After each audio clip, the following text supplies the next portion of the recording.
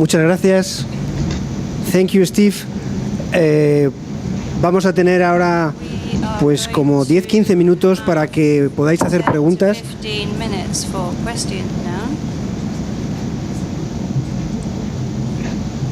Sí, lo que ruego a todos los que quieran hacer preguntas es que las preguntas sean lo más concretas y lo más cortas posibles para poder transmitírselas a Steve. Habrá un decalaje entre la realización de la pregunta y que le llegue la traducción y él contestará. Cuando queráis, utilizando los micrófonos de ambiente.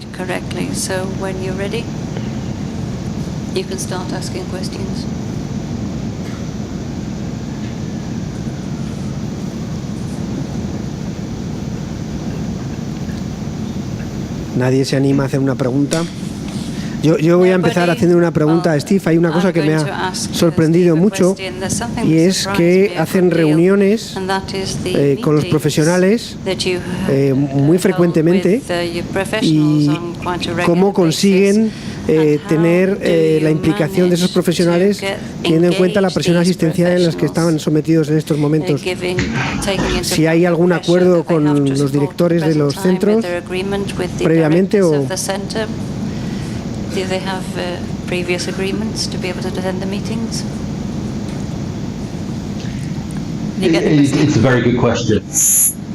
Yes, and it can be a challenge to us, and certainly in the early days when we started doing this, it was actually quite difficult to get access. We have the benefit that the brand of NICE is well known, and that it's got credibility within institutions. We also make it easy because we travel to them and we make it clear to them that we only need an hour of their time. And I think one of the things that we were able to do right at the beginning was to be able to send them a letter of introduction which demonstrated what the benefits would be to them of meeting with us. And that's something which we still have as a really key focus whenever we put a program of engagement together. We're very keen to demonstrate what the benefits will be to the organisation of working to us. And I think that's probably the most important thing. We need to continue to demonstrate to them that by meeting with us, it will make their lives easier and enable them to deliver better care for patients. And that seems to act as an incentive for them to make the time available to meet with us. Muchas gracias. Primero al fondo. Sí, muchas gracias por la presentación. Yo quería preguntarle sobre las recomendaciones de no hacer las Do Not Do Recommendations del NICE. Si tienen algún planteamiento de implementación de estas recomendaciones. ¿Cómo se mide?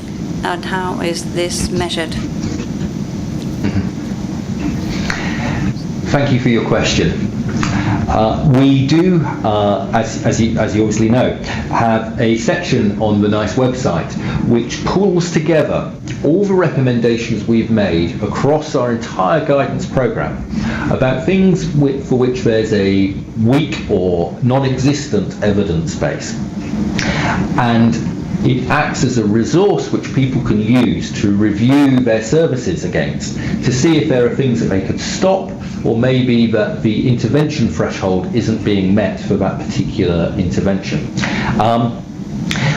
In terms of helping people to use this, what we've done is identified it very closely to the financial challenges which are being faced by the health system in England. As I mentioned, there's this requirement to reduce spending by about £20 billion, 20% over the next few years. And we've positioned this Do Not Do database as a resource which will help people with that.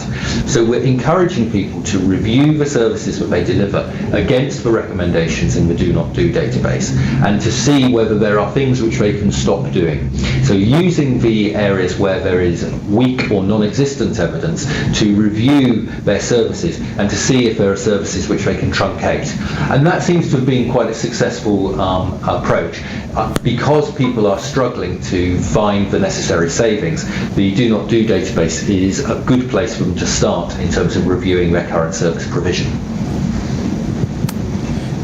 Quería preguntarle, esta estrategia que entiendo que hace NICE de establecer una red con personas en cada una de las organizaciones y centros y darle apoyo y visita, qué coste tiene, y en caso de que en un centro o una organización no haya interés por integrarse en esta red o recibir este apoyo, si esto es obligatorio o es voluntario, o cómo se solventa el problema de que haya organizaciones o centros que no quieran integrarse en esta red de apoyo.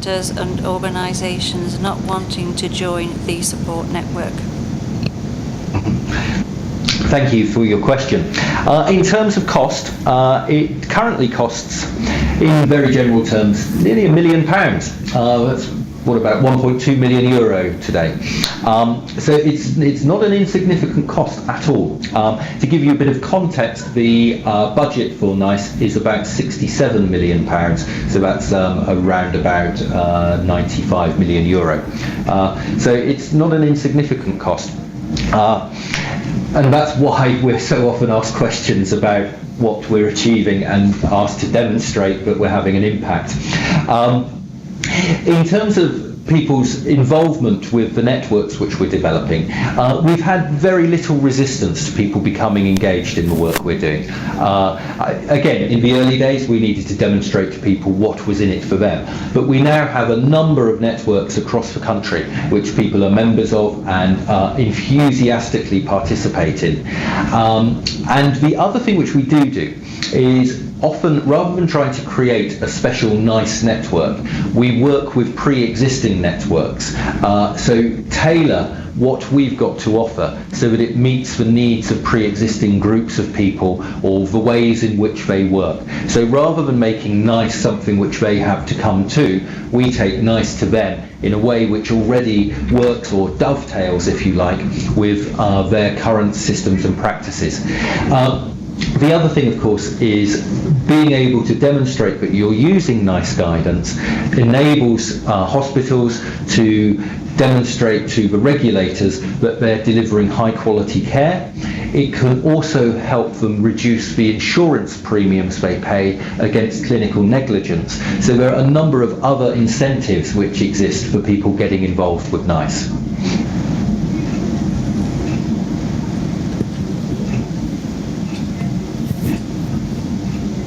Hola. Hi. Hola. Una cosa.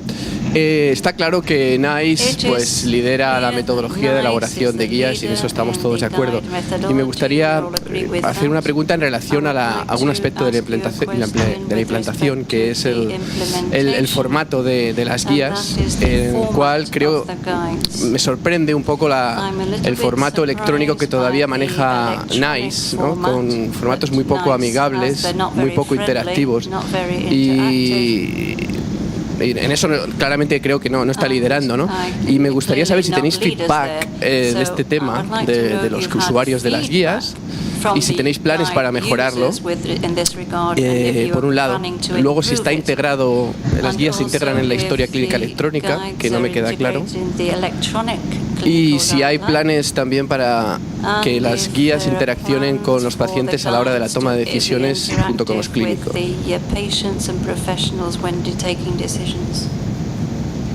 Okay, there's a number of questions there, but thank you very much for your recognition of us as being one of the world's leading guidance producers. We've moved over the last 2 years to an entirely electronic dissemination of our guidance. We no longer produce paper copies of anything. As part of that, we've also moved the way in which we develop our electronic versions. Those of you who used to work with NICE guidance would know that we used to produce it in a PDF format, and it has now all been HTML marked. So we hope that doing that has actually made it a lot easier for people to access the recommendations they're interested in. However, we've gone one step further, because We now have over 1,000 pieces of guidance either published or in development, and we know it can be really confusing for people to find the recommendations they're interested in. And I'm not sure if the questioner has seen our NICE pathways, which are available on the NICE website. The NICE pathways bring together all the recommendations we've made in one particular clinical area and present them in a logical tree structure. And what you can do as you go through is to click on a particular node of the tree, and then it brings out further recommendations in relation to that particular clinical condition. And if you want, you can then drill down right to the source guidance that informed those recommendations. We hope, and we've had positive feedback, that people do find this a much more effective way to access the recommendations we've made. However, that isn't intended to be a patient decision aid or a resource which should be used as part of routine clinical practice. And what we are doing is working with the suppliers of hospital systems to ensure that they find it easier to incorporate NICE guidance into the care pathways and protocols which are within the clinical systems in hospitals. And having moved our guidance to this new electronic form, that enables that to happen in a much more straightforward fashion. The other thing I would just add is we have also now produced an app for NICE guidance, which you can download for free from the Apple App Store or the Android Marketplace, which contains all NICE guidance. So if you really want to be able to access NICE guidance in a very easy format, you can do it on your iPad, your iPhone or your Android phone using the free app which is available from NICE. Steve, yo quería preguntarte cuántas personas tienes en tu equipo y de qué diversidad profesional, multiprofesionales. Are they multi-professional? What professional fields that they come from? Well, within the implementation team, there are probably about 40 of us, and it is a wide range of professionals. We have some clinically qualified medical professionals, a number of nurses, a occupational therapist, a few people who've had physio training, a number of professional managers. The costing and commissioning resources are produced by people who've either worked in commissioning or are accountants. So it's a wide variety of people who've worked from across both health and social care, bringing their experience of practical challenges to their day-to-day work. And NICE as a totality is now just over 500 people. So NICE itself is quite a big organisation. When I joined 7 years ago, we were just about 230, I think. So we've doubled in the last 7 years. Gracias. ¿Alguna pregunta más?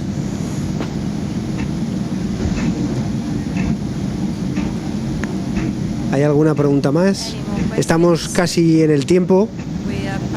Yo vuelvo a agradecer a Steve su participación en esta jornada. Ha sido muy interesante su presentación y su exposición acerca de lo que es el NICE y hacia dónde dirige sus esfuerzos y sus recursos, que es otro escenario distinto al que tenemos en España, pero sí que le quiero agradecer su participación y sus respuestas a las preguntas que se han formulado desde la audiencia, y creo que, como dice su última diapositiva, estaremos en contacto para colaboraciones futuras.